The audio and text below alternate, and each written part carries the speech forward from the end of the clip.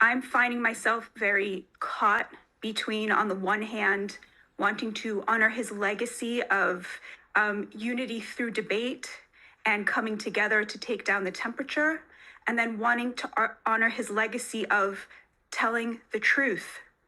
And the truth is, this is not a both sides issue. The killer killed him, according to police reports, because he found Charlie Kirk to be spreading hate.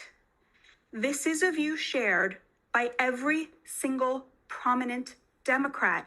Yes, there are people on Blue Sky advocating for violence, but what actually caused this was the utterly quotidian, utterly ubiquitous demonization of the political opposition from the left. And it has just led to violence because they said the other side were Hitler and Nazis. They said that speech is violence.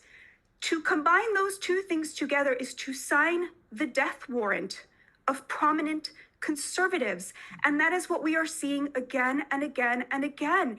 And it is utterly facetious to suggest that there is any comparison between political violence on both sides. Every example they bring is not actually showing that, whether it's Governor Shapiro, whose attempted assassination was from a Free Palestine leftist, or whether it was the Minnesota assassinations, which were from somebody who said he was operating at the behest of Democrat Governor Tim Walz. There is a culture among Democrats at the highest level to suggest that their political opposition are a danger, and that suggests that their lives are forfeit. And I want to come together. I do. I love what Shank said. It brought tears to my eyes. I had to reach for a tissue while you were playing Charlie's words. But at the same time, we cannot unite with people who are lying to our faces about who we are, who will not take responsibility for the fact that they suggested that we are Nazis because of totally legitimate views that reflect the majority of Americans. So what I say is, let the left say we were wrong. It is legitimate to vote for Donald Trump. It is legitimate to be pro-life. It is legitimate to believe that there are only two genders, and we were wrong to suggest that that was not the case. We were wrong to say that that is hateful. When they say that, I am waiting with open arms to take down the temperature. Powerful words from Batya Ungar Sargon. Love her.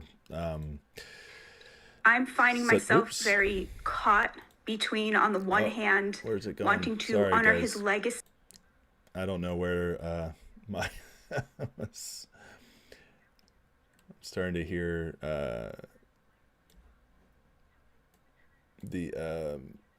I'm still getting reverb here. Sorry guys, 1 second.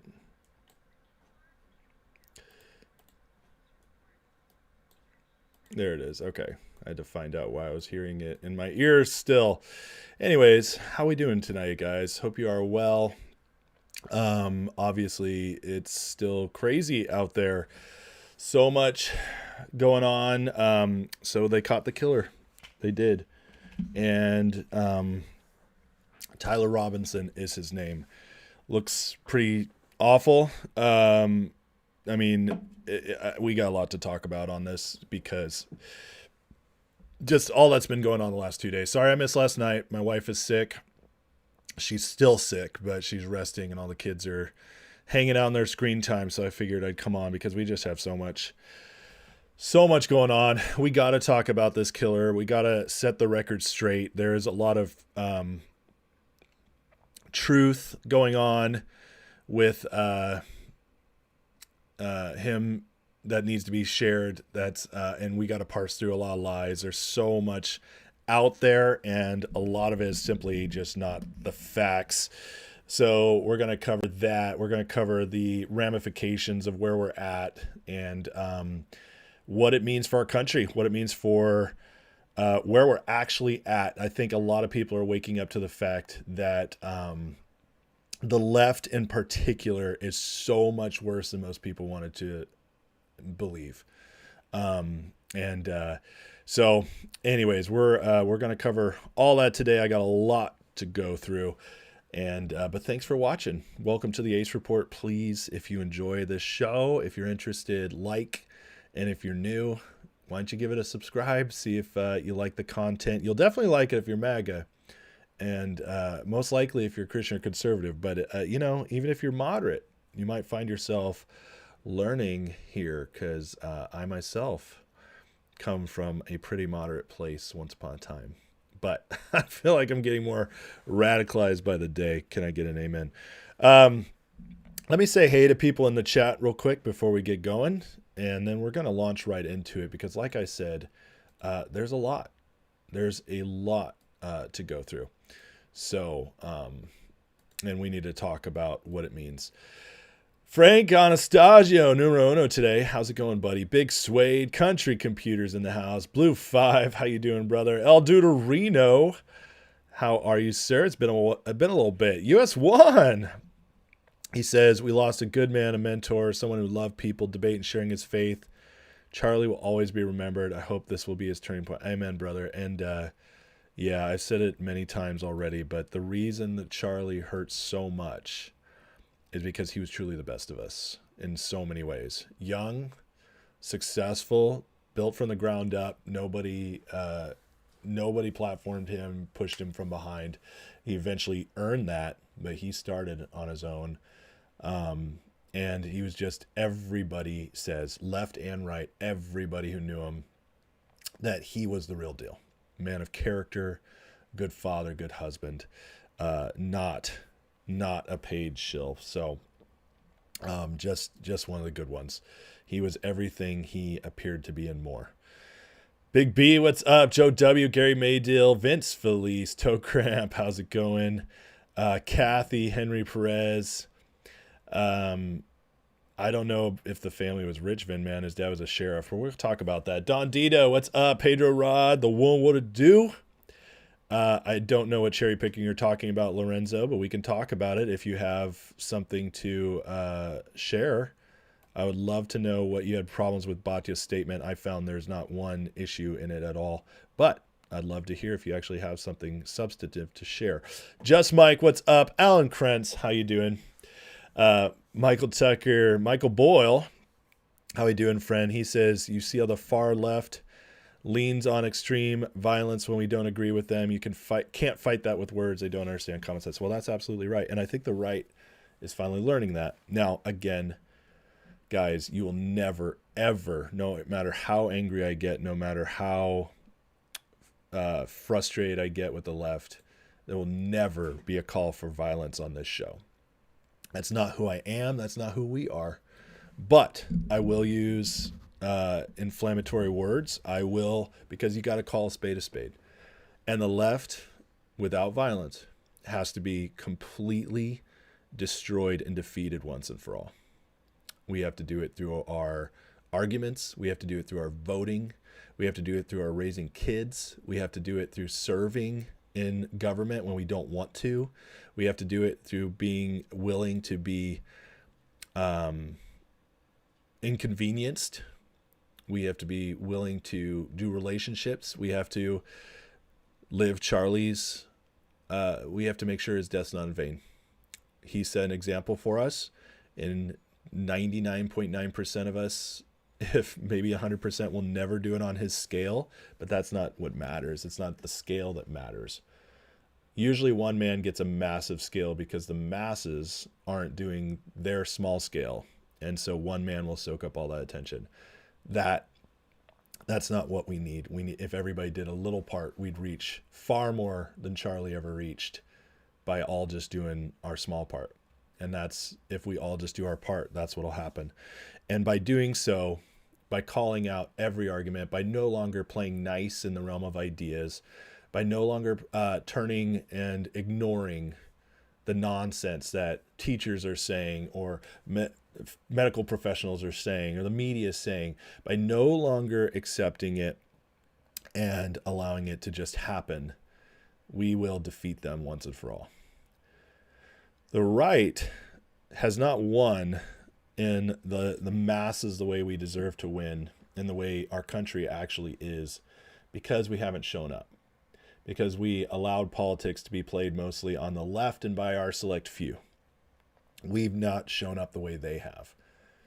We were content to let go. 30% of Christians aren't registered voters. You know how disgusting that is? Because 85-90% of Christians are right-leaning or full right. Just on the abortion issue alone, most of them.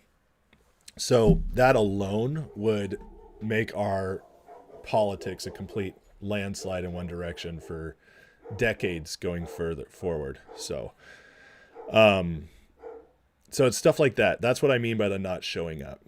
Because if you're not registered to vote, you're also usually not interested in voting unless, once in a while someone tickles your fancy. It's about stepping up.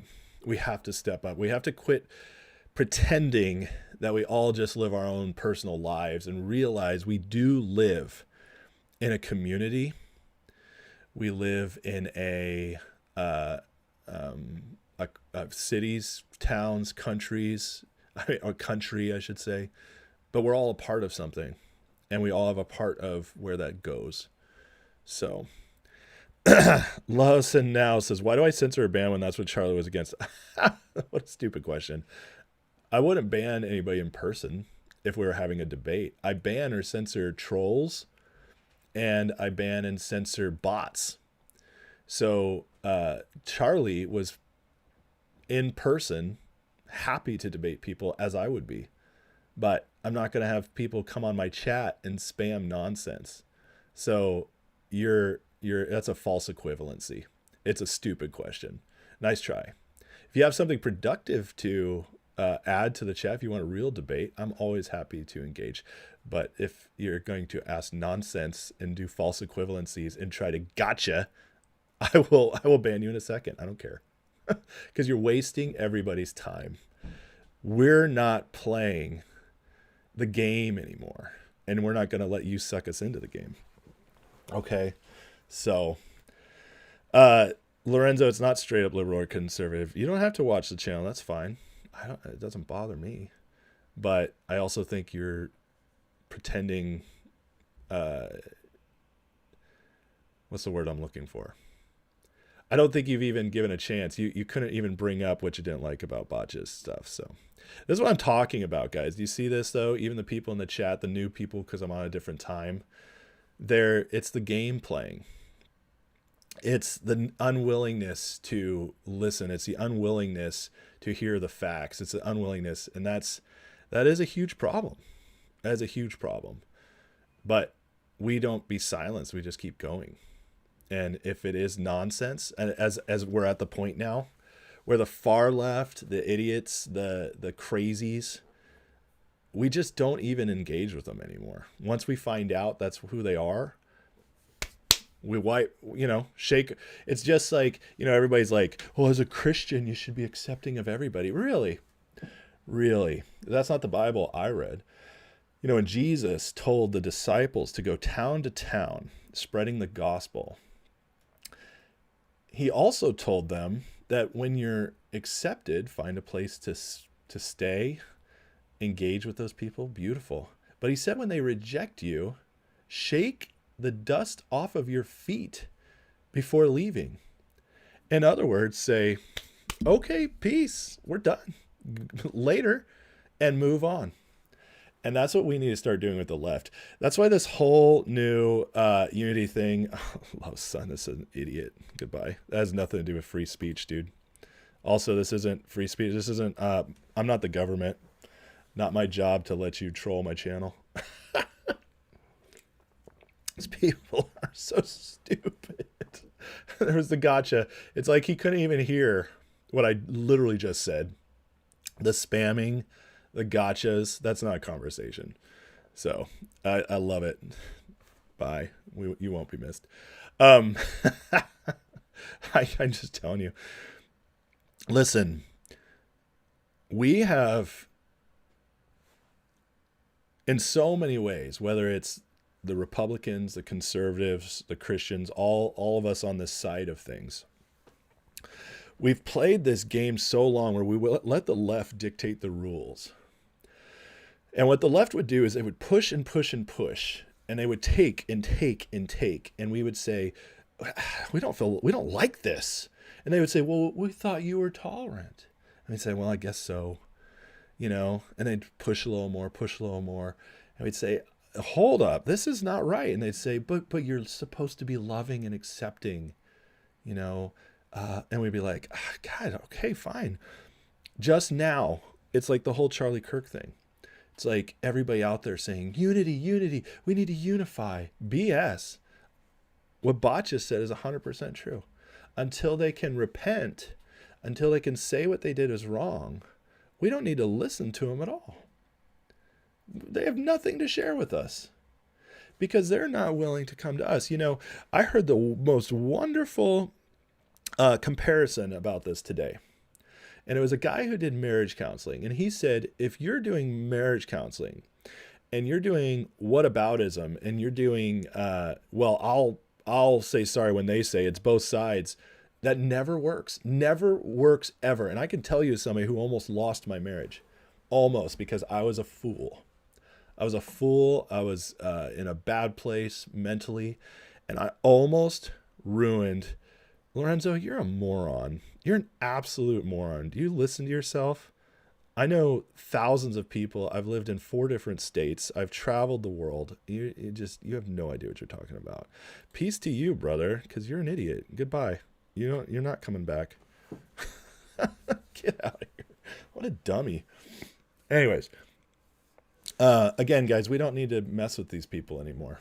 They have no idea what they're talking about. So I was listening to this guy, and he said, like, the only way to save a marriage is when one side, it has to be both sides, but the only way to serve it is at least one side, especially the side doing the most wrongs, has to say, you know what?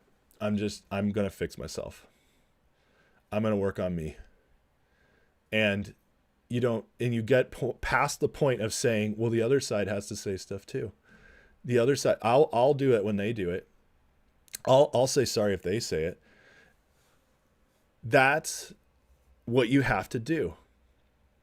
And the left has punched and hurt and kicked and destroyed us, defaced us, killed our people, tried to shoot our president over and over and over again, canceled us, kept us from getting jobs, taken over the media, forgot having any of us, not letting any of us have a platform at all. After 2020, took us off Twitter, took us off YouTube. They did this to us for years, called us Nazis, Hitler. They dehumanized us. And now, when they just took out one of our best and brightest, one of the most inspirational people in our movement, one of the most lovely people in our movement, a 31-year-old man with 2 babies, a good, solid Christian man who actually lived it, didn't just speak it, who loved everybody in his path even when he disagreed with them. A good man. And we're mourning. And they get on immediately and say, both sides, yo, both sides. It's time to go together. Yeah, both sides, bro. Nope. We're not talking to those people anymore. We're not listening to those people anymore. The marriage is at the divorce stage. And we're the ones who hold all the cards. We got the money. We got the house. We got the car. We got the kids. We got everything. And so if you want the national divorce, okay, that's your choice. You're going to lose it all. The only way to stay in this is for the left to finally say, we suck.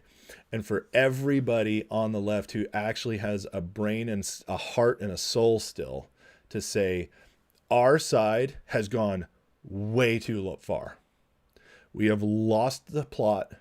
We have turned into exactly what we say we hate, which is fascist authoritarians. We've turned into exactly what we say we hate. We are the least tolerant people in the world. We have to stop this. And we need the moderate Democrats, which there's a handful of them left, to rise up and either do one of two things: either completely leave their side, like the RFKs and the Tulsis, and say there's nothing for us here anymore, it's gone far too far away, and we become the common sense party, we become the American party, and in that we can have disagreements, and maybe eventually that breaks into two parties again. That's fine. That's one way we go about this. The only other way the Democratic Party still survives at this point, and we recognize them as legitimate, is if they full on, the moderates take over and say, we are so sorry. We let it get out of hand. We are stomping these people out. They will have no more platform in our party. Anybody who's hateful, anybody who's mentally ill, anybody who's insane, they are done. We are cutting off this 20-30% of our party. They have no more say in our party anymore, and we are reforming it. And if they do that, then we can have a legitimate Democratic Party again. It's not going to happen. I'll just tell you right now, that is not happening. That is not happening. At least there's no hope of it right now. If anybody who's spent any time on social media in the last 2 days has found out, there is no looking within. There's no trying. There's a couple people out there hoping for change, but they don't have any power in that party. The Democratic Party is not going to change. It's not. And the problem is, so why we could listen to some of the moderate people, like I'm open to listening to John Fetterman. I think that guy's a decent dude. He's kind of earned that. I disagree with him, but he's not a crazy. There's a few people like that on the left. Very few. The most of them are insane. But the rest of them, guys, we don't listen to anymore. Now, we can do the Charlie Kirk thing. We can reach out. We can put ourselves out there and have real conversations. And the people who are actually questioning, especially the young minds who haven't quite made it up yet, who haven't quite figured it out yet, we need to reach those people. We need to reach those people. Because if we reach them, like Charlie did, we can change the trajectory of our nation. And that's where we step up. And that's where we can't say, oh, forget these people. I'm just going to go live on with my life. It's hopeless. If you think it's hopeless, there's something seriously wrong with you. And I love you. You're one of my viewers. I appreciate you. But if you think it's hopeless, you're wrong. There's always hope. Charlie proved that. And yes, they killed him. But you know what? Because of Charlie, Trump is in the White House right now. Because of Charlie, the Gen Z generation is the most conservative at that young age than we've had a generation in 50, 60 years. That's because of Charlie. Charlie proved it's not hopeless. So if you go hopeless, you're besmirching Charlie's legacy. Don't do it. It's not hopeless. The far left, it might be hopeless, and that's okay. The ones who are fully in there, yeah, I get it. But we're not talking about them. We're not talking about them. So it's at the point now where we don't have to listen to them until they say sorry. We don't have to listen to them until they show, and they have to earn it. You know, trust isn't given, trust is earned. And that's another thing, like as a Christian, a lot people confuse forgiveness and trust. You can completely forgive somebody, which means you don't wish ill on them. You don't want them to die. You don't want them to bad things to happen to them. You let go of your need for vengeance, okay? Like you let that go and you just say, whatever. I hope justice comes, but I got to let this go. That's forgiveness, okay? Forgiveness is hoping at some point they make it right with God and you let it go. That's forgiveness. Trust is allowing that person back in your life. Okay, that's the difference. Trust is allowing that person to speak into your life, be a part of it, have influence. No, they have no trust. There's zero trust on the left. We are not going to trust them. We are not going to unite with them. We don't need them to run our country. As far as I'm concerned, they can just sit there and watch as we run away with this thing. That's where we're at, and that's where it needs to be. They've lost any right to have a say. And that's how we need to treat them right now. That's how we need to treat them. Ignore them, call out their nonsense, give them no power in your life. And by doing that, by all these other people We're getting people fired right now. This is good. This is good. I had somebody tell me, "Oh yeah, how about we fight for Charlie? It's really manly. It's to be a Karen." I'm like, dude, a Karen complains about her muffin not being perfect at the bakery and raises a stink about it and calls the manager. Telling an employer that your employee is actively celebrating murder online, that's not being a Karen. That's doing a, first of all, you're doing a service for the employer. No employer wants, nobody wants to be given that paycheck. Well, I won't say nobody. Most people don't want to be giving a paycheck to a psychopath. You're doing them a favor, and you're also introducing consequences. And that's what we got to do. We got to introduce consequences without violence.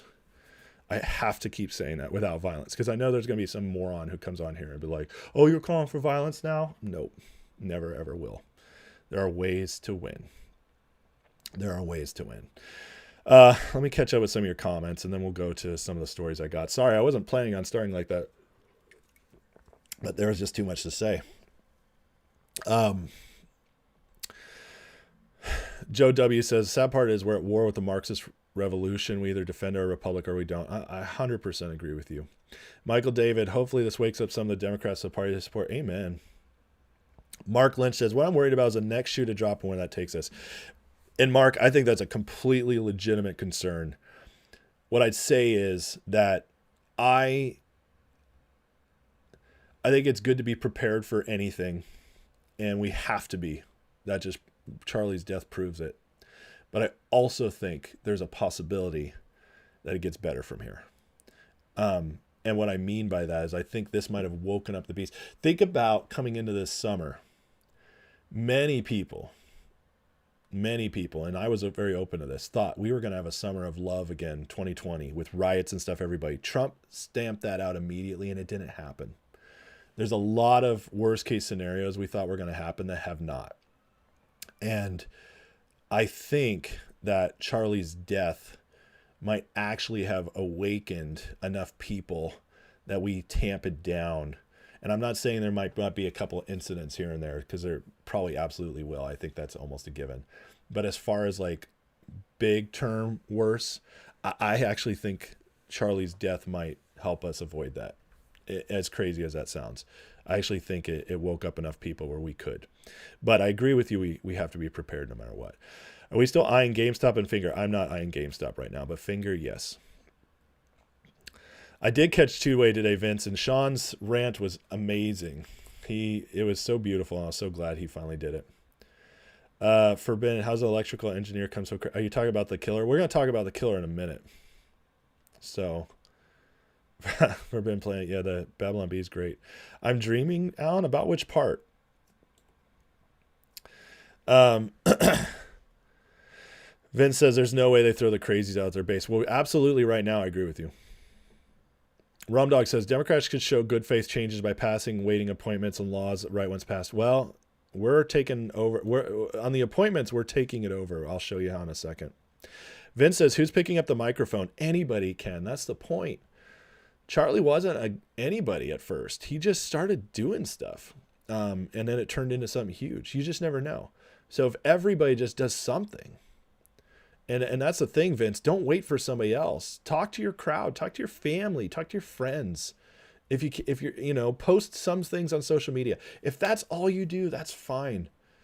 Not everybody's meant to go to colleges. I'm not going to go to a college anytime soon. Not everybody's meant for that. Not everybody's meant to do a channel like I do. But if you just do the little bit you can, instead of doing nothing, it'll all add up if everybody does that. And then Charlie's legacy will become something amazing. The people said the same thing when Jesus died. Who's going to do this? Jesus died. He had to leave, and then he came back to life, and he left. He left because he knew it'd actually go more if he left and left his people to spread the gospel. Alan, I'm not saying they will change, Alan. Trust me, I don't believe they will. I'm saying that's the only way they can become a legitimate party again in our country. That's what I meant by that. Any chance we'll find out shooter has CIA connections? I highly doubt it. Highly doubt it. And, you know, we're going to get into the shooter in just a second. I got lots to show you guys again. It's not both sides. That's so insane. What I'll say is, on the shooter and the CIA, there's a lot of conspiracy stuff going on right now. And I totally get it. We should be skeptical, right? I'm not looking down on anybody for being skeptical. Not at all. Please hear me on that. I will say this. I actually, in this case, I think it's straightforward. I do. And that doesn't mean I don't think there's other people involved here, whether it's the CIA, whether it's the Soros Foundation. He was definitely influenced by somebody, and somebody helped him plan this. I totally believe that. But I think it's straightforward as in fact that this kid was indoctrinated somehow, some way. And we're going to talk about that in a minute. But I think it was him. I don't think it was somebody else. I think it is as it seems. He got up there, he shot, he disappeared, and his family turned him in. I think that's all straightforward. We'll find out if it's not. But if we're going into like deep, crazy, wild conspiracies, I don't see it here. I think there's some things to that, and we should look at everything. But I just think this one's pretty straightforward. And then the question is going to be, what are the connections? Because there's definitely connections. I do believe that. But I don't necessarily think this guy's like MK Ultra. Michael David, thank you. That's a huge compliment. I appreciate that. I hope you're right. I hope more people do keep looking. Moody says, I hope there's no Jack Ruby in the wings. I don't think there's going to be. Yeah, Johnny, there was, but Tim Pool broke it down really well. How that does. You should watch Tim Pool's segment on it. I think it was last night or the night before. He really broke down how that's possible and could not have been what it seems like it is. Oh, okay, Philip. Thanks for clarifying. It wasn't hundreds of yards away, Ocean View. It was about 450 feet away, and his family were hunters. It was a hunting rifle, and so for 150 yards ish, he could have absolutely made that shot, especially if he was going for a headshot and he just slightly missed. Excuse me. Anyways, okay, all right, guys, let's go into this. Let's look at who he is, okay? Yeah, as KJB says, it wasn't that tough of a shot. All right, so the FBI caught him, and they have confirmed he was pro-LGBTQ psycho, believed he was killing fascists. That's confirmed. There's all these markings on his gun and on the casings. Wild stuff. It's all over. And what? Jay Abrams, welcome back. That was a strange comment. I don't know what you're talking about with GTI and Soros. I don't know how that. But anyways, what's interesting about this is that Steven Crowder shared from the ATF. His sources shared with him that this was true. This guy was like anti-fascist, Antifa maybe. All kinds of LGBTQ trans stuff on his gun and the casings, everything. He reported that, and then they debunked it, quote unquote, in the New York Times and Washington Post and stuff. And that was shared on some of the shows and stuff I've been watching. People were bringing it up and they were saying, "Oh, that's been debunked." Well, it wasn't. The FBI brought it up and showed this. And so here's the FBI talking about it. This song that he wrote on there, the lyrics, is an Antifa theme. A second unfired casing read, "Oh, Bella Chow, Bella Chow, Bella Chow, Chow, Chow." A second. That is Antifa. That is one of their calling cards. So pretty much proof that this guy was engaged with leftists. So there's all this insane stuff out there trying to paint this guy as a Republican because his parents were conservative Republicans. But everything we see is that he's been completely radicalized. And the news is lying about it because they do not, I repeat, do not want it out there that he was a leftist. They're going to try to spin this as if he was some anti-Trump Republican, just like they did with Trump's assassins, or attempted assassins. But it's not true even a little bit. And we know it already. The FBI's reported it. Cox here in Utah has reported it. I mean, this guy's father turned him in. Can you imagine how heartbreaking it must be as a father to have to make that decision? This kid, by all accounts, was a good kid through high school. I mean, we've seen posts of his mom sharing, like, he's 4.0 student, did great on his ACTs, could have gone anywhere. They were just so excited about his future. He was a good kid. How does a good kid in a conservative Christian household, I think they're Christian, I haven't heard if they're Christian, but they're definitely conservative Republicans. How does a good kid like that get moved over to the other side? And the only answer is college and the internet. And that's one of the things we have to take from this, is how terrifying that is. As Mike Mishler writes, his mother stayed at dinner the night before he's spewing hate towards Charlie. I mean, that's so crazy. His roommate has texts about his reckless. Yeah, Matthew Barneson says a traditional anti-fascist protest song. There you go. Jay, I haven't been watching Richard about GTI. No, that was over a year ago since GTI has been locked up. I'm not following the news. When it opens, it opens, but my stocks are just stuck in it, so I'm not interested in the news on it. So Bot just shares, Charlie's killer radicalized by the utterly ubiquitous, totally mainstream view on the left, routinely articulated by every Democrat. Conservative views are hateful. That is the source of political violence in America. Not one of them will take responsibility for it. This is significant to me. You guys know I love Boccia. I think she speaks very well for the MAGA message in general and why it works. But Boccia was a liberal. And I think it's so interesting because she's sometimes the only person I see calling it out that's even moderate. And she calls it out better than a lot of conservatives do. And she said it right here, like, as somebody who is formerly on the left, the left and the people on the left seem to know it the best. It says this is a source of political violence in America. Not one of them will take responsibility for it. That's 100% true. And even Axios has to share this. And Axios is left wing. It says a suspect who allegedly killed conservative activist Charlie Kirk targeted him for spreading hate.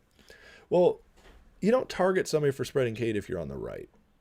And then, so when they're trying to spread this nonsense because his parents are registered Republicans, that he is, it's crazy. Harry Thithone shared a picture of the kid when he was 14 wearing like a Trump outfit for Halloween. 8 years ago. Do you know how much changes in 8 years in that part of your life? And he's using it as an example. This kid was right wing, man. Dude, if you were a Trump person wearing a Trump outfit in celebration of Trump, you don't kill one of Trump's most loyal people. Reports out there are saying, like, to Trump, Charlie was like his fourth son, goes Donald Jr., Eric Trump, Barron, and then Charlie. Charlie was that close to him. He was best friends with Don Jr. and J.D. Vance. Best friends. This guy is Trump's family. And so if they're going to try to make the case that a Trump supporter would kill Charlie Kirk for spreading hate, this is absolutely insanity. And they're finding it out really quickly. They can't do it this time because Charlie Sassone pulled down that post, and even Axios is reporting the truth. They can't hide this one. Charlie Kirk is too close. He's too MAGA. You cannot make the case. And everybody on the right loved him. even regular Republicans, like who are old school and don't like MAGA so much. Charlie did not have enemies on the right. No one. You could make an argument, and I think it's a very weak argument, but you could make the craziest argument that somebody on the right, far right, would hate Trump and try to kill Trump. You can make that argument, and like I said, I think it'd be weak, but I could listen to it. You can't make that argument for Charlie Kirk. Too nice, too considerate, too excuse me, too good at reaching across the aisle, too accommodating. You just can't make that argument. And even leftists, like the real ones, not the crazies, but the ones who still have a soul, even they're saying like, you can't, like Charlie Kirk, you just can't hate him, and kudos to those ones who have been saying it, like Cenk Uygur from Young Turks. That guy, he knew Charlie, he, thought he was a good guy. He's out there really denouncing the left for what they're doing. And, I'll call it out. Good job, Cenk. Good job. Your vitriol towards Trump and a lot of your videos and the way you've done it over the last few years, I think is partly responsible for radicalizing people like this shooter.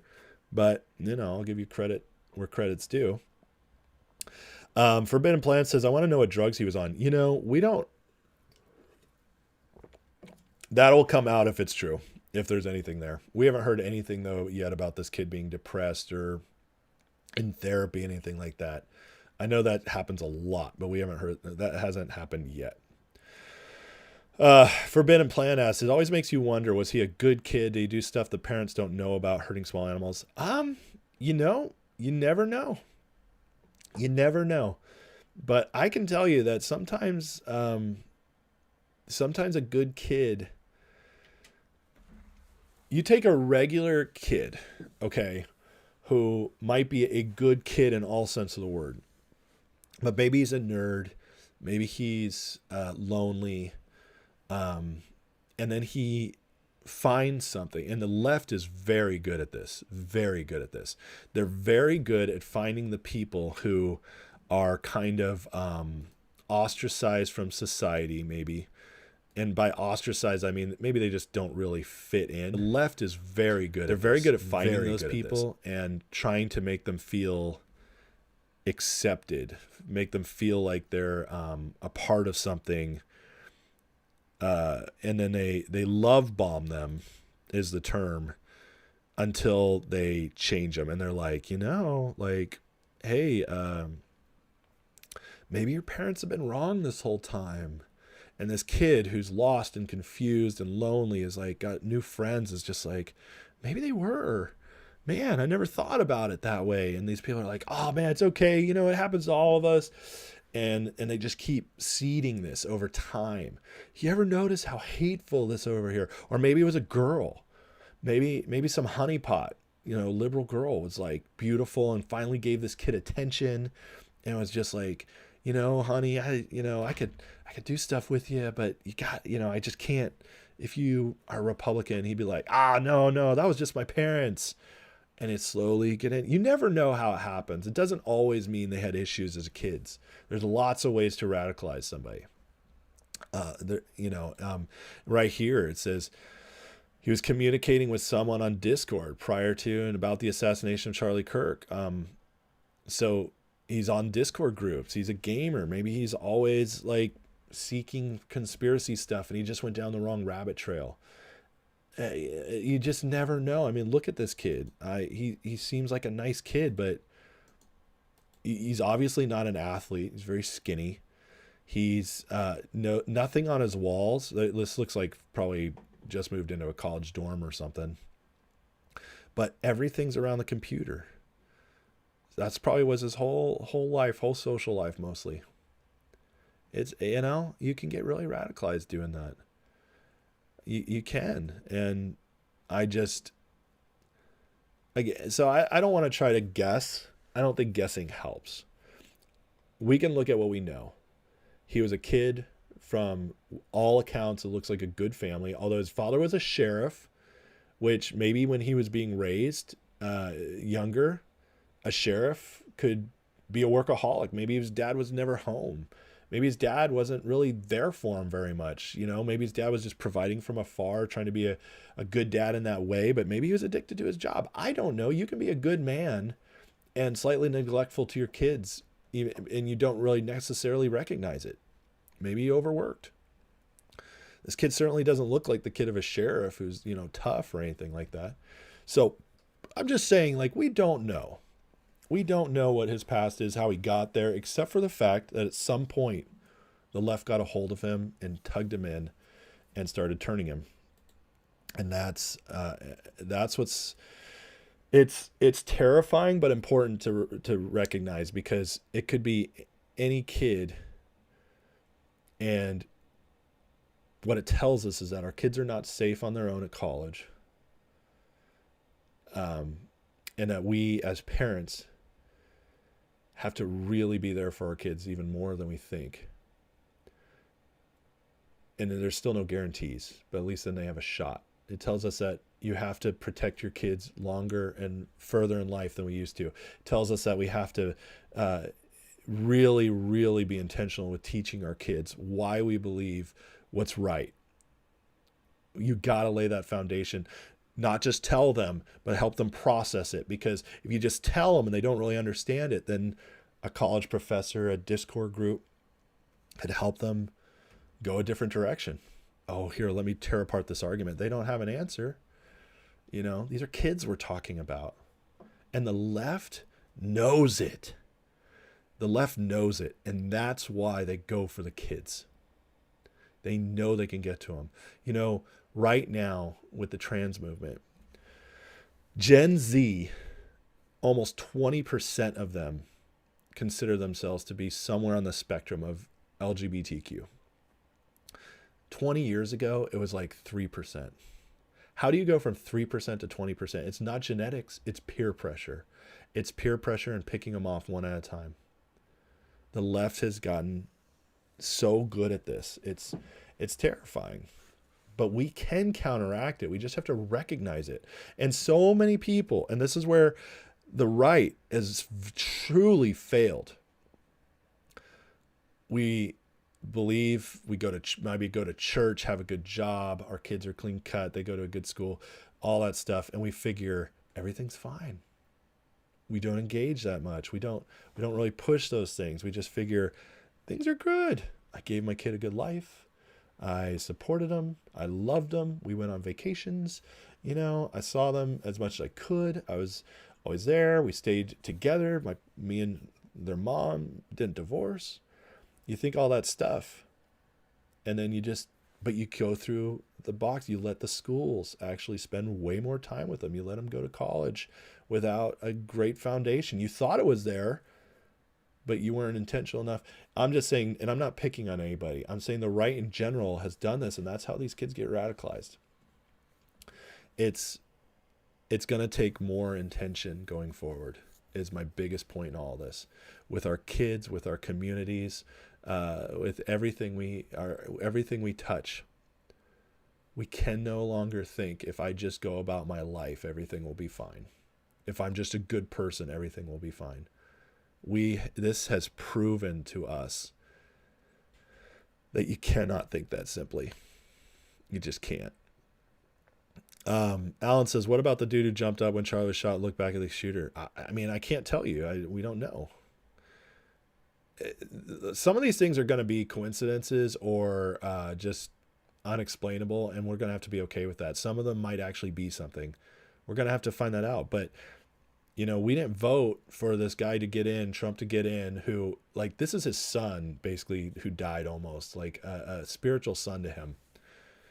If we think the government's in on it, and the Trump administration is just going to, let this be a cover-up of something, I think that's insanity. So, believe saying... What's that, Jay? I believe saying is a choice. Being gay is a choice. And yes, I don't believe anybody's born gay. 100%. Nobody. Nope. Never have, never will. And there's no proof that will ever convince me of that. And it's because I believe as children of God, God made us in the womb, and there's no logical or spiritual reason why he would make anybody gay.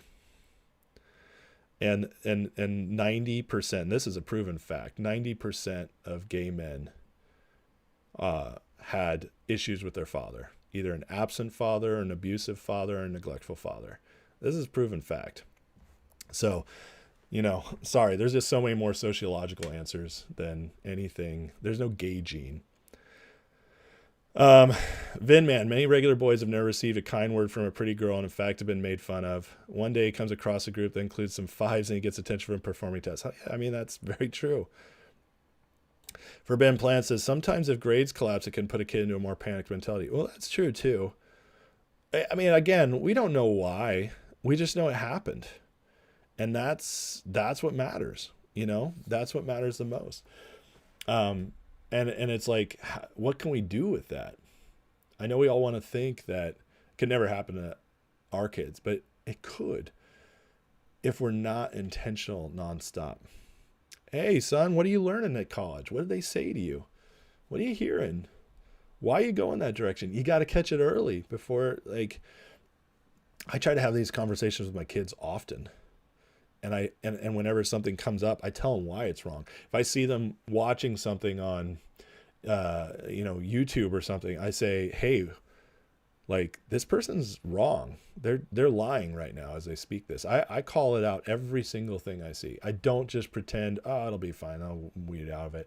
I find out what they're watching, what they're listening to, and I counteract it.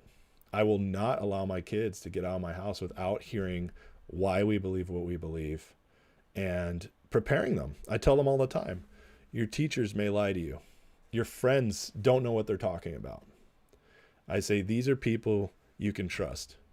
And if you find somebody else, great, but I want to find out who it is you want to listen to so I can break it down for you.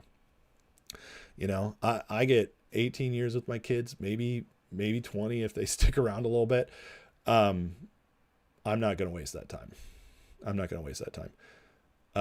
It's either I'm going to indoctrinate them and help them and teach them how to think, or the world will. And so I'm not going to let that happen. And I'll at least know I did everything I could. Dom says, super heartbreaking. Charlie was a great person. He went to the same high school as me, and my wife's sister was friends with him. Oh, no way. That's horrible, Doms. Yeah, it is disgusting how the left is acting. I completely agree with you. So they're going after aggravated murder charges with him, which can lead to the death penalty. They still have the firing squad in Utah. This kid's not going to get off. I mean, his best case scenario is he's going to get life in prison with no chance of parole. It's sad. I mean, 22-year-old kid, completely indoctrinated, just chose to ruin his life. Good student. I mean, he could have had a wonderful life. And instead, he allowed whoever it was to lie to him and teach him that somebody who wasn't hateful was hateful, and that to fight that, you use hate that could actually ruin your life. I just don't. That is heartbreaking. This is somebody's son. I don't feel bad for him because he made his choices. I feel bad for his family. I can't imagine being the father of this kid or the mother of this kid and having to recognize that my son is either going to have to be killed in a public fashion where he'll always be known as a monster, or he'll be in life in prison, and I'll always have to deal with the fact he was a killer, and maybe see him once every few months as I visit a prison. That's horrible. That's horrific. I feel so bad for this family. So young. It's crazy. Mike says his father was a cop. Yeah, he was a sheriff. Personally put handcuffs on him. He went and hurt himself, marched him to the authority. I mean, I can't imagine how painful that would be, how hard that would be. It's so crazy. Here's more of the confirmations on this. It says fired casing, notices bulges, OWO. What is this? Unfired casing. Hey, fascist catch. 3 down arrow symbols. Unfired casing 2. Oh, Bella Chow, Bella Chow, Bella Chow, Chow, Chow. Unfired casing 3. If you read this, you are gay. LMAO. I mean, it's just crazy. I just, obviously there's something weird about this to take the time to do that. Obviously it tells you that they were expecting to get caught or see something like this. I mean, this kid was quite obviously used either by just crazies on the left who put him up to it, or by something more sinister, whether it's a organization or a deep state. You never know, or at least we don't know yet. That's probably obvious you get put up to it, though, if you're going to do all this. As otherwise, it just doesn't make sense to put this on the casings. It's pretty crazy. Robert, hey, I agree with you. There's a difference between pushing them, though, and engaging them, just telling them straight out what's wrong or right. That's the job of the parent, is to teach them what's wrong or right. I wasn't saying push them into like sports or something they don't want to do. All right, let's keep going. Red Eagle, again, we just have to keep this home. Shooter was a leftist, don't care what his family believes or if he may not have been one at one point. Yes, the parents should have clearly raised him better. He wasn't radicalized to do this by them. He's radicalized by the stochastic terrorism from the left. You have more and more places are just going to try to push this nonsense. And this is just how crazy the left is. Look, they're already creating a GoFundMe for him, stating in he did what the Democrats told him to do. Like it's a good thing.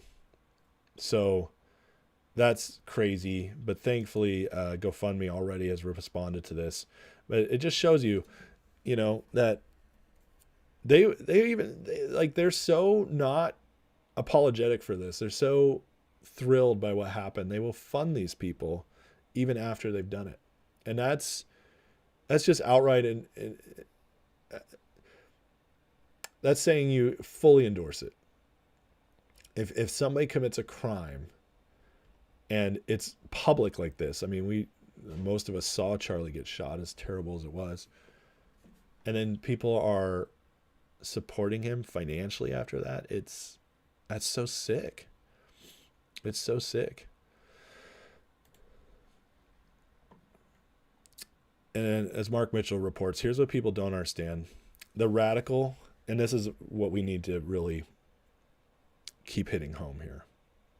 The radical, hateful positions that poison the left are not buried in hidden slivers of places like Reddit.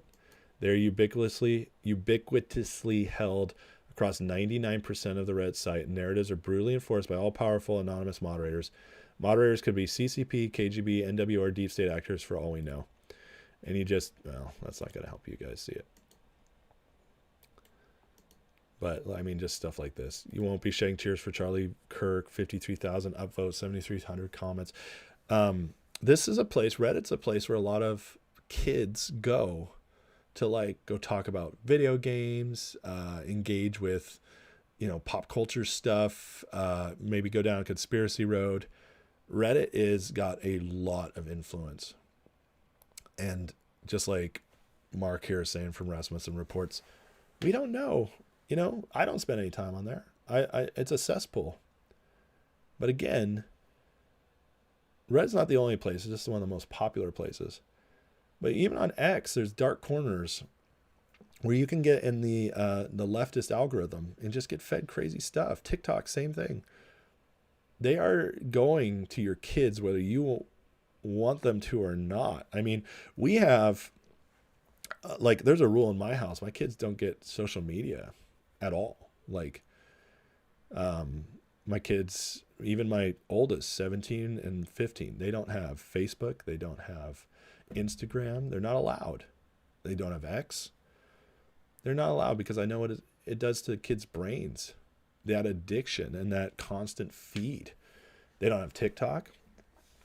They're not allowed. They can talk to their friends through chat. That's it. So, and we check on it. We monitor it. We put limits on it.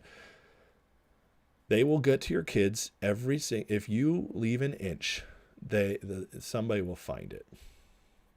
And that's just one of the lessons we got to carry out of this, is just how disgusting and how blatantly evil the left is with our kids. They're willing to completely go after them and change them no matter what. They don't care. They don't care what it leads to, what the consequences are, whether it eventually leads to assassination or lifelong prison. They don't care, because as long as they can get their use out of them, that's what they care about. And the stuff. I mean, I worked with people who helped girls getting out of sex trafficking for years, and the stories of how they got picked up, found out, whatever, it is the craziest stuff. It starts in the most small, seemingly innocent ways, and they'll get to them. Again, Tyler Robinson, here's his official voter registration. He was registered as unaffiliated, and then calling Charlie Kirk fascist, we know, spilling hate speech to his parents. But here's his actual voter registration. There's people who are spreading around that they found Tyler Robinson. It's another Tyler Robinson. It's not the correct one, but they're using it to prove that he's Republican.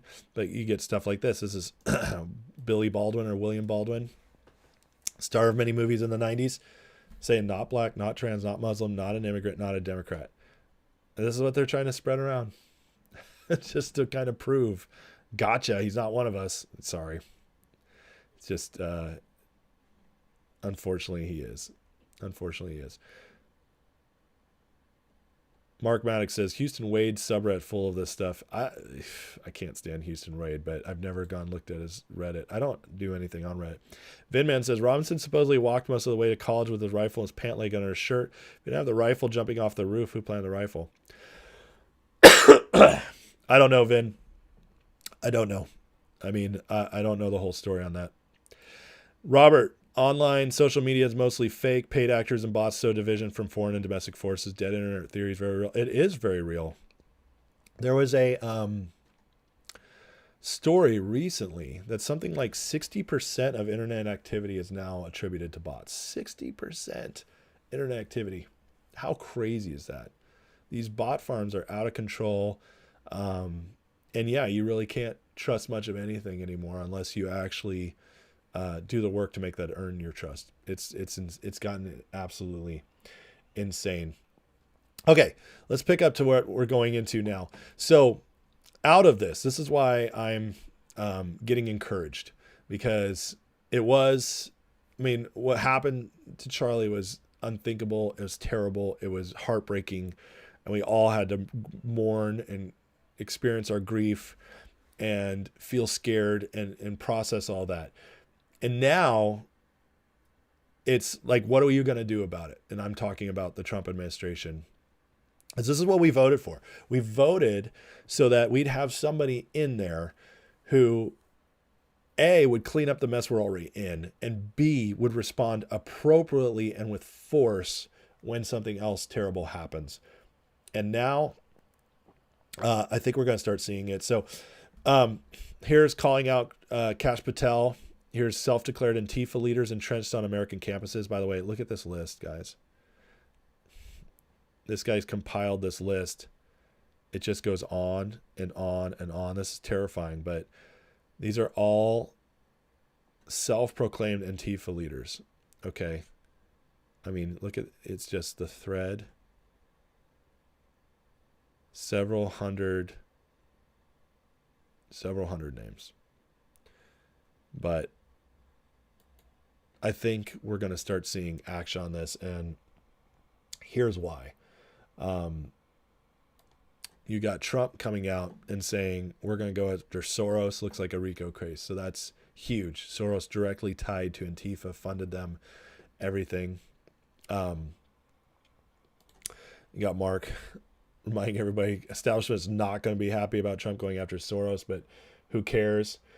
And then we have it getting called out more and more. I mean, the Antifa stuff, it's spreading, and the right is not going to let this stop. So we got Trump saying he's going after Soros. The Antifa stuff is spreading. This time the right is not going to let off the pedal. They went too far going after Charlie. And you have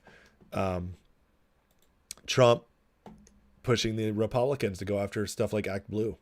So, Trump said in his statement to the nation I played 2 nights ago and this morning on Fox and Friends, he's calling out the left. He's calling out the hate. He's saying we're going to end this.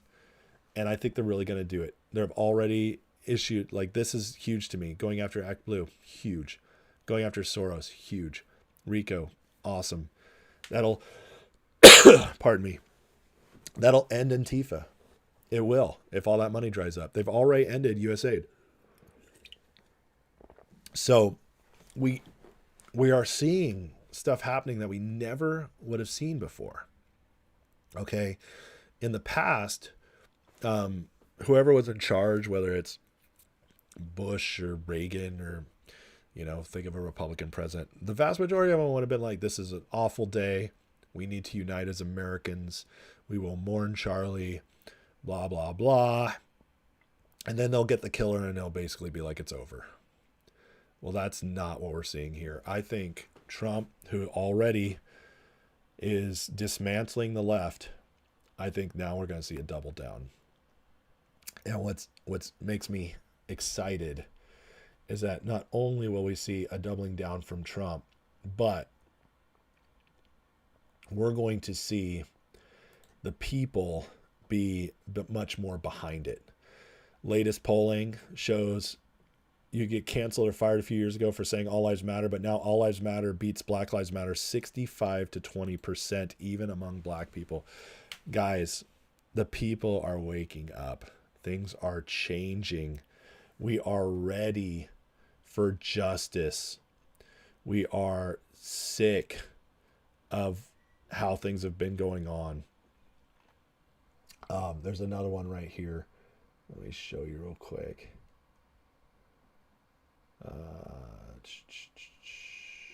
Is this the one? Sorry, guys. I forgot where I put it. I guess I don't have it. Anyways, he polled people over being okay with the death penalty, especially in the killing of that girl. At 60% now are for it. All this violence, all this insanity by the left is radicalizing and waking up Americans. And so more and more Americans are coming over to the side where they're going to be fully okay with Trump doing whatever needs to be done. I mean, even right here, you got 53% approve of federal government playing a role in policing crime in large cities. 53% out of 1,000. And this is a Fox News poll, which usually leans left. So 53% before, and this just came out from the 9th. This is before Charlie Kirk was shot. This will go up. Trump is going to be given a blank check by the people, by the majority of people, to get this done. And that is in my opinion, is just as important as the fact that he is going to double down. You know that between Trump, his sons, J.D. Vance, I mean, the second most powerful man in our country after Trump was Charlie's best friend or one of his best friends. They are not going to sit on this one. This is going to cause a firestorm that the left has no idea is coming. And they're already losing jobs because the right is motivated, and we're not letting them just say stuff and get away with it anymore. They say stuff on social media. We find where they work and we let their employer know. And that's not being a Karen. That's fighting back legally and without violence. We are introducing consequences to these people who have never had consequences before for spewing their hate. And we are introducing those consequences. Your employer is going to know you celebrate murder. Your funding is going to be dried up. You're no longer going to get away with saying lies. We're going to call out every single one of them. We're going to break them down. We are going to show up and vote in the midterms, which we might not have done before. Like, Every area that's legal and not violent, we are going to do. And the right, I'm telling you, we will not get violent unless they full on start making it a war. And there's just not enough of them to do that, I don't believe. They might do some more false flags. They might do a couple more things, try to take out a couple more people. But they don't have the bandwidth or the weapons. I mean, if they were going to do that, they would have already tried rioting like they did. And you know what? As soon as it started this year, it was stopped. And now Trump's sending National Guard into New Orleans and Memphis because the Republican governors in those states invited them in and got those Democratic mayors to agree to it. The National Guard is going into cities. Good luck pulling off your riots now. Trump has completely found the way to what's the word I'm looking for? The way to stop them from having their numbers in a way that, so I don't see civil war happening because of that. I see the left getting destroyed, and I don't mean physically, but I mean financially destroyed, politically destroyed, logically destroyed. Finally, I mean, we've always had the arguments, but we weren't going after them enough. Liz, welcome to the channel. So just found you and love you already. Thank you so much, Liz. I greatly appreciate you. Would you go ahead and subscribe? I'd appreciate that. Thank you. And leave a like. And anybody else is watching, thank you for watching and supporting the channel. The best way to support the channel is to like and subscribe. And then if you really like what I'm doing, you can get a free month to my Patreon in the description right now, a free month, which will give you into members only lives, which I try to do once a week, usually do. This week I missed because I got sick, actually because Charlie died. But I'll be making it up this weekend. And then also access to the Discord group, which is 24/7. I'm in there. A bunch of amazing people are in there, and we cover stuff all the time. So welcome, Liz. So glad you found me, and I hope more of you guys join. Thank you, and share with your friends too. Thanks so much, Liz. It's great to get to know you. And Liz, one thing about this channel, I try to do different, as long as I'm not super huge, which I don't know if will ever happen. But I do try to answer almost everybody in the chat as much as I possibly can. Thank you, Sonoran Sky. I love that. Hey, my daughter's name is Sonora. Love that. Alan says, problem is Republicans is we are working people who are soft and will not take up arms. Ace. I don't think that's a problem unless we absolutely have to, Alan. But I know what you're saying. We are working people who want to be left alone. And that's what I said at the beginning of this show. The biggest criticism of our side is that we didn't get involved when we could have because we just wanted to live our own lives. And we thought if we just were good people, minded our own business, that everybody else would do the same. This is the biggest problem with libertarians, by the way. Libertarians truly believe that if everybody just, if we all just agreed, or if, I'm sorry, not we all just agreed, because that's never going to happen. That if they were in charge and could get the government down low enough and then they could just be left alone. But what they fail to recognize is that they will never be left alone. And so the only way to be free, the only way to have your rights secured, the only way to be able to be a capitalist society where you can grow your own wealth and business is to stay involved and to make sure you control the government. That's the only way. And that takes being involved in culture, because politics is downstream from culture. It takes being involved in culture, community, and politics. You just have to do it. You have to. And unfortunately, the people on the right don't want to do it. They want to be left alone. They want to work, see their family, maybe go to church, go fishing, watch the game, have fun, and not think about this stuff. And I get it. I get it. Trust me, I do. But unfortunately, that's a personal utopia and it's not reality. And instead, what we did is we let them control the institutions because they never quit.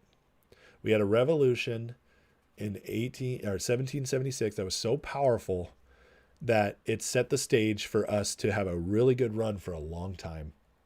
But the leftists never gave up. They kept coming for us, coming for the government, coming for our institutions, coming for our classrooms. They never stopped.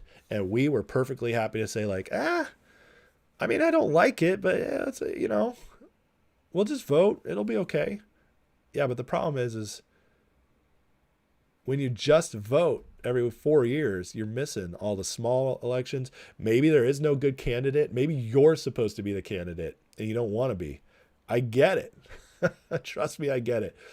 But we've learned we don't have a choice. We don't have a choice.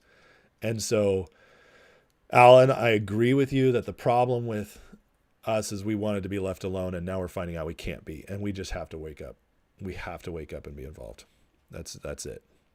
Vidman says, Britain and Europe praising and having memorials for Charlie Kirk. That's incredible. I hope that spreads. Pedro says, how am I able to give away donated Patreon membership? How are you able to give it away? I mean, you'd have to just know who the person is and input it, I think, Pedro. But I give away the first month always. Van Man, a ton of kids at Texas A&M last night at a vigil for child. I know, there is a lot of good coming out of this, guys. And that's the thing. We're not rioting in the streets. That is the difference. And when they say we're the same, that it's both sides, I'm like, are you kidding me? You know, there's this stupid statistic everybody's throwing out there that says like, oh, they're both the side that the government, by the way, it was the Biden government, says like official statistics are that the right commits more political crimes than the left. Oh, you know why they can say that? Because they don't consider riots in 2020 over George Floyd political crimes. So it's really easy to say the right does it more when you don't count what the left does. That alone was more political violence than the right has done over the last 50 years combined in one summer. And that was all political violence.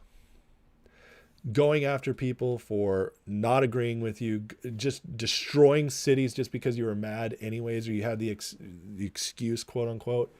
That's what they did.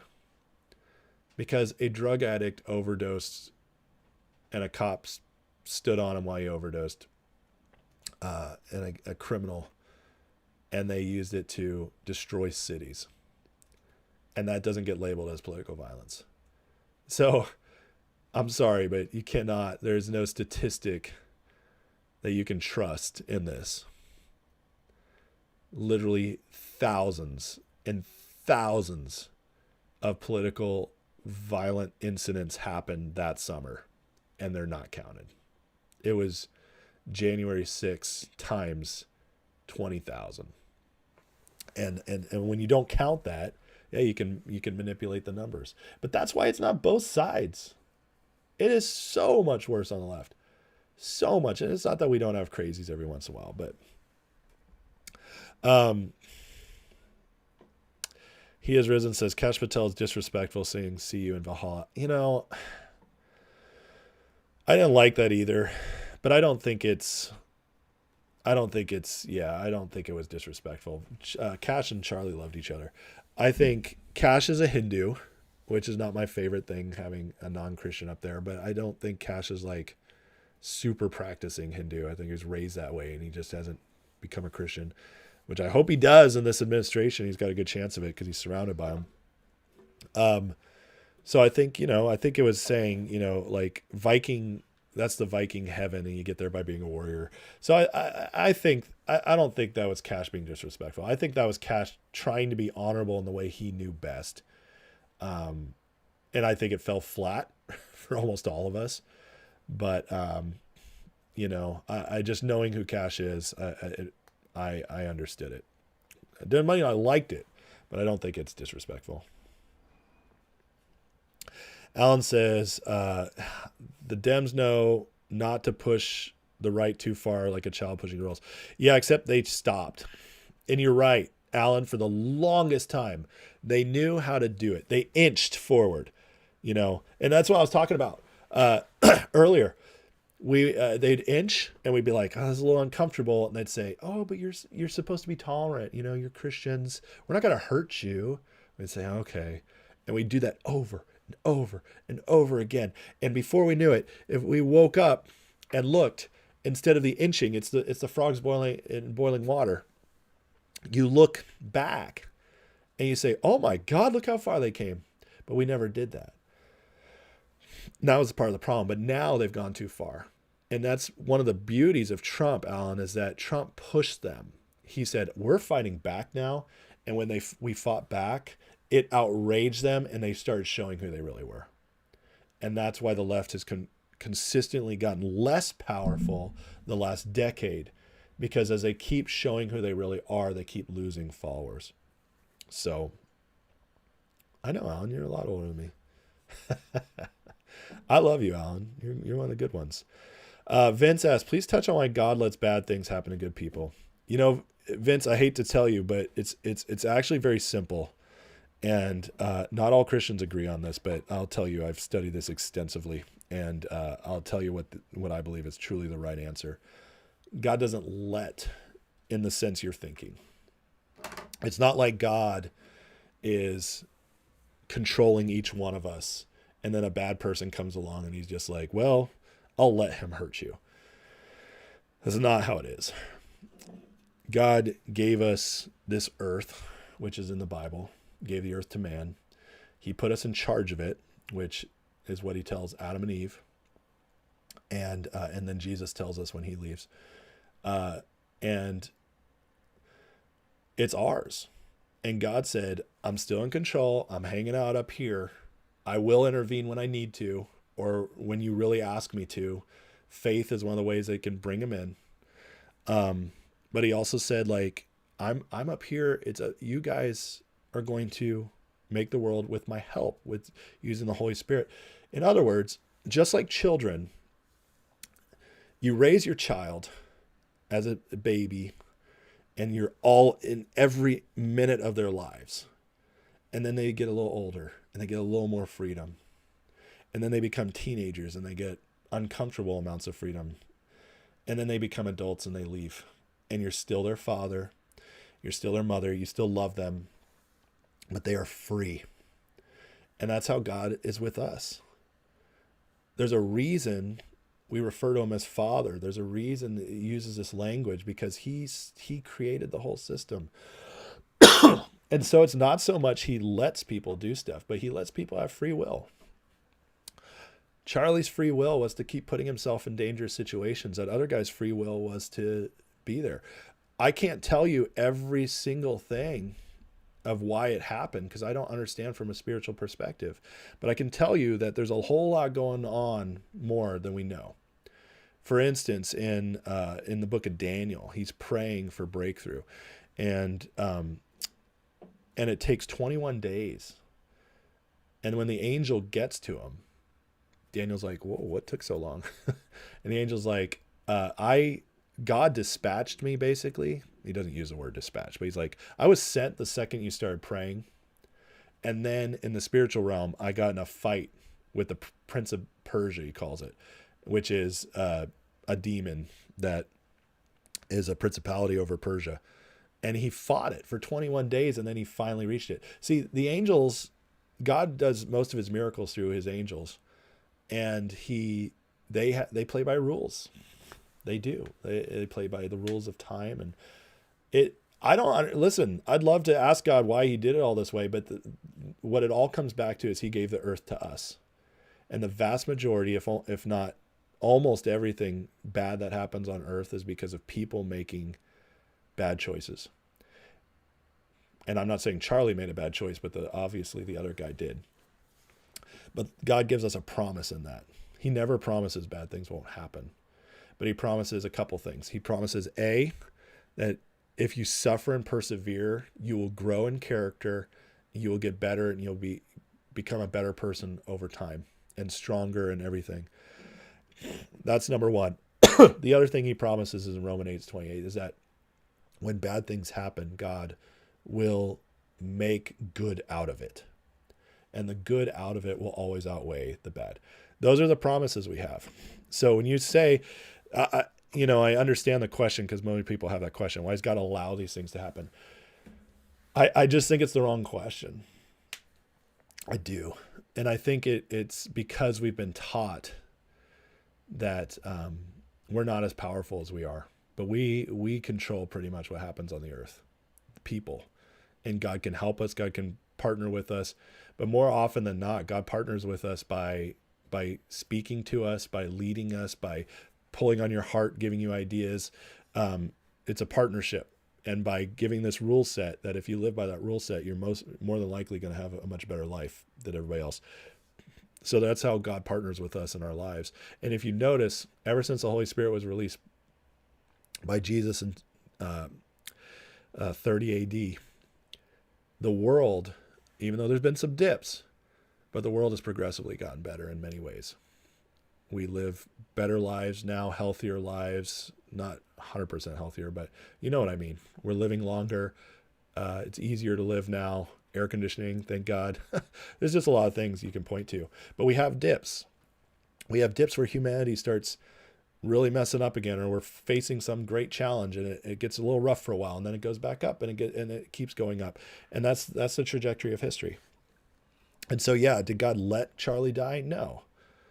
Did God let my parents die when a guy hit them in a car? No. It's not that God's letting this happen. Sometimes God supernaturally protects us, and sometimes things move. They just happen. It doesn't mean God wanted it to happen. There's people out there saying God wanted Charlie to die. He's a martyr. God chose that. Hell no. That is so insane. God showed us his original plan for man when he created Adam and Eve. And that plan had no suffering, no sickness, no death, and no sin. Adam and Eve brought death in, okay? And through death came by sinning, which is sinning is rejecting God's order, rebelling against God. But that came from free choice, but none of it was part of God's plan. So no suffering is ever part of God's plan. It just isn't. But we still got to deal with it and make the most out of it, because that's the world we live in. And until we don't. So thank you, Philip. I appreciate you saying that. Alan says, you've raised more than 5 productive children. Good for you, man. That's amazing. We need more kids. I have 6, so I'm going to beat you by 1. But Brett says, things have gotten better, but Newsom's still a big piece of crap, and I don't think they'll change. Well said, Brett, as usual. God bless you guys. Hey, please like and subscribe if you enjoy the show. Thank you so much. Listen, this is continuing to spread, and now we're even getting people like the daughter of John McCain, who did not like Trump, but even she's going full on now because of this. This is what I mean. We're not trying to unite with the left, but our side is getting more united. And here's who our side is. Our side is 55 to 70% of the nation. Again, our side is most of those 30% of Christians who don't vote. They're on our side. They just don't do anything. We have a lot of people in America who are not voting, but if they did, they would vote on our side. Not necessarily because they love everything we're doing or Trump's doing, but because they have common sense and they can't stand what the other side's doing. So the fact is that this is bringing us back together, and this is uniting us and will grow us. As Megan McCain writes, I think the fundamental difference between the right and the left in this country is the left glorifies death, particularly of adversaries, and right does not. It's not something I think I really have fully faced until Charlie's assassination is petrifying. She's right. I don't think it's a fundamental difference. I would say the fundamental difference is godlessness, but versus faith and value. But it's a big part of it. She's absolutely right about that. And anyways, but it's radicalizing her. It's bringing us together. And so I'm going to celebrate. And I'm not the biggest fan of Meghan McCain, and I can't stand her father. But am I going to fully embrace her becoming like a big proponent of what we're trying to do here in the MAGA movement on the right with Trump? Abso-friggin-lutely. Come on over, Megan. The water's fine. And what we gotta do also is we gotta, so right now we gotta continue to stay vigilant on our side too, because we can't become like the left. The other night we had Nick Fuentes, one of my favorites, as you guys well know, it was hated on Charlie Kirk forever. And then 2 nights ago, he did this big speech about Charlie Kirk. And, I just don't believe anything about Nick's authentic. So Milo calls him out. And then Will Chamberlain calls him out. And he says, people need to understand how ridiculous it's been. Nick would show up year after year uninvited at TPUSA conferences, make a scene about how Charlie wouldn't let him in. He'd send his minions in to ask incredibly rude questions, endless libeling and smearing on a show. So we still have to police our side. There's a lot of people who say they're on our side who aren't really. Nick Fuentes, Ian Carroll, just to name a couple, and there's several others, and they'll keep popping up. But that's the other thing we have to do. In order to keep our side, and I don't mind occasionally having an uneasy alliance when it comes to voting, stuff like that. But we cannot allow these people to rise up to become the thought leaders on our side. And so that's very important to recognize and to stay on top of. So I just wanted to make sure we call that out as all this stuff's going. And then, but we're getting more and more wins. Like apparently the Trump administration agrees with me. State Department bars foreigners who glorify Charlie Kirk assassination from entering the U.S. So now the State Department is, Rubio came out and said this. In light of yesterday's horrific assassination of a leading political figure, I want to underscore foreigners who glorify violence and hatred are not welcome in our country. We're closing it off. We're gonna crush the left, choke them out on our side, not physically. Again, thank you. Anybody trying to clip me? Not physically. Gonna choke them out financially, choke them out politically, till they can be no more. But we're also not gonna bring people over anymore, and that's a beautiful thing. And the reason why is because, again, we're not the same. Tim Pool, I was swatted 15 times in 1 year. I had the bomb squad in my studio twice. We had to evacuate for 3 hours during our show. Last year, a man in a dress attacked one of my employees at our old location. We have armed guards, all because of the left. So again, we cannot lose track of this, guys. We got to stay vigilant. And we got to always remember there's no such thing as the both sides argument. It's a total lie. There's no such thing as the right being just as bad as the left. And there's no such thing as currently any signs of them feeling bad on their side or being introspective and showing any desire for reform, repentance, or connecting with us. I mean, we got people like Destiny, who I think is legitimately one of the most horrific, evil people out there, saying, I hate Charlie Kirk. I think he's a Satan spawn. And this is on CNN. He's saying this stuff. This is an influencer. I highly recommend never watching him. Not to say you can't listen to him, because I do believe you guys are smart enough to, but just because all he has to say is hateful stuff and it'll just piss you off. And this is the left. He represents the left. He's got millions of followers.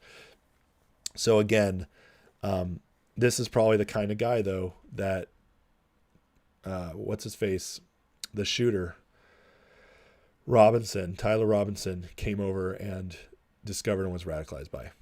They have so much hate on their side, and they speak with passion, and they speak with big words, like because the left is more college educated, but it doesn't mean they're smarter. In fact, they're way stupider, and way stupider in the fact that you can know all these facts, but facts without wisdom mean nothing. And wisdom is the ability to understand context, meaning of facts, and with the foundation of values behind it.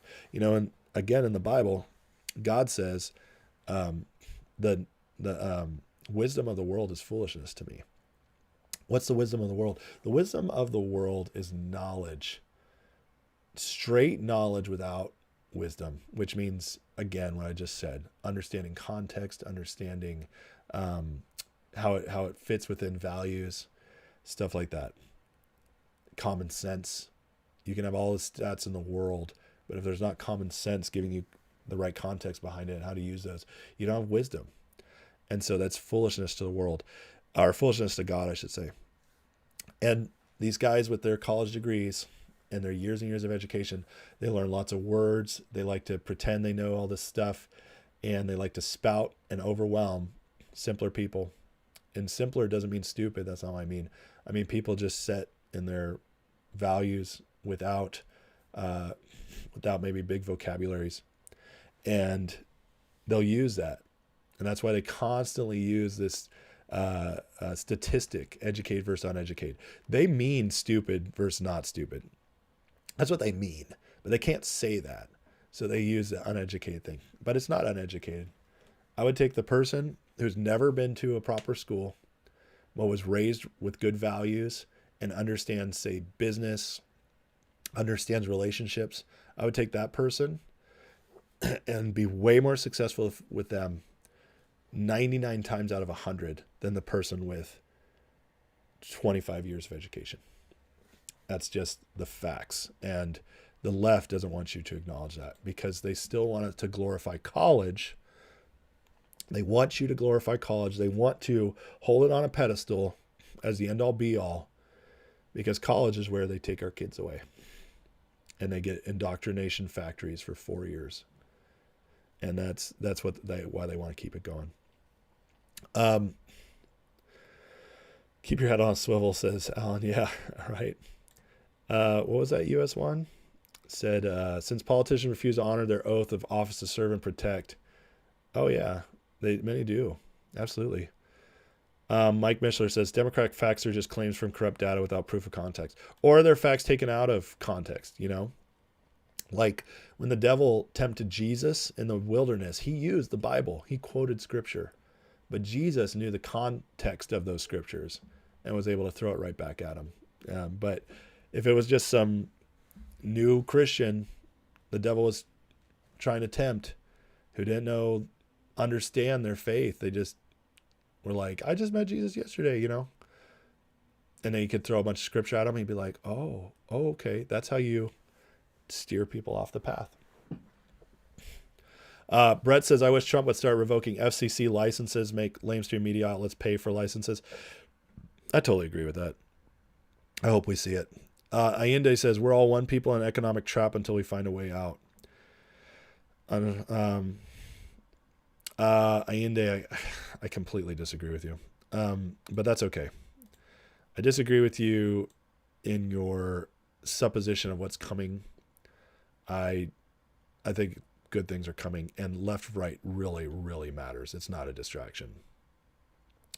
And I would say it's more good versus evil, but the left has taken on the mantle of evil, and so that's why it's not a distraction. Brett, I love you. Make me laugh, man. Anyways, all right, God bless you guys. I'm gonna have to go. I've gone long today, but Billy says, where the stock market's going to be fixed? This is the last thing I'll talk about today then, real quick. It'll just take me a minute. I'm starting to believe, and BAM Investor is on my side with this, I think, that Trump's going to clean it up behind the scenes. We're starting to see a lot of short squeezes. I don't know if you've noticed. So I don't think it's going to happen the way we thought it was going to happen. I don't think it's going to happen in front of everybody. And the reason why is I think I've talked about this more in depth on other streams. I don't have the time to go into it all today. But I'll say that I think they're cleaning it up behind the scenes. And I think an event is going to happen that's going to allow them to tighten it all up going forward. But I think the reason is Trump does not want to he doesn't want to destroy all the trust in the markets, because he knows that long term that's actually bad for Americans. It would take away our ability to grow wealth faster, and would also take away businesses' ability to get funding. And those are bad things. And if nobody trusts the markets, nobody put their money into them. So Trump is going to try to fix the markets without destroying the trust in them. That's what I think is going to happen. Billy says, when a housing market crashes, the market isn't fixing in a few years, do I feel that Republicans may? It might, but I think they have a plan for it. I really do. I think they're planning on it. I actually do. So, but we'll see. We'll see how it goes. Anyways, God bless you guys. Hey, Bird, nice to meet you. Glad you watched. So, or is that Bird? Bird, you've been on here before. Never mind. I think by your comment, I thought you were new. Anyways, love you guys. Have a great day. Please subscribe. Please like if you can. I greatly appreciate you guys, and share it if you're on X, repost. And if you haven't been a member yet, please try it out. It's free for a month. Go into the description, join the Patreon. You can quit anytime. It won't cost you anything, but you get a month free. Free members' lives, free Discord access. I invite you to try it out. And if you like it, you can stay and support the channel. That's it. That's my pitch. But yeah, it's in the description. Give it a shot. I think most of you will like it. So God bless you guys. Have a wonderful rest of your day. And members, I plan on seeing you guys this weekend. See you soon. Good night. Well,